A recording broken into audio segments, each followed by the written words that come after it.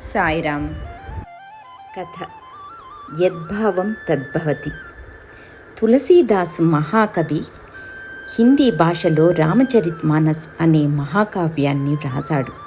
అతడు గొప్ప రామభక్తుడు. తన కావ్యంలో లంకాపట్టణ వైభవాన్ని వర్ణిస్తూ, లంకలో రాజభవనాలు ఆకాశాన్ని అంటేలా ఉన్నాయి, ఉద్యానవనాలలోని పూల తోటలన్నీ తెల్లని పుష్పాలతో నిర్మల చిత్తాలను నిరూపించేవిగా ఉన్నాయి అని రాశాడు.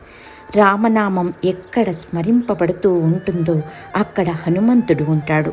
అతడు వాయుపుత్రుడు కనుక సర్వత్రా నిండి ఉంటాడు. రామనామం జపించే చోట గోచరిస్తూ ఉంటాడు. తులసీదాసు భక్తులకు లంకాపట్టణ శోభను వర్ణించి చెప్పటం హనుమంతుడు అదృశ్యంగా విన్నాడు. ఒకనాడు తులసీదాసు వచ్చే సమయానికి ముందుగా హనుమంతుడు అక్కడికి వచ్చి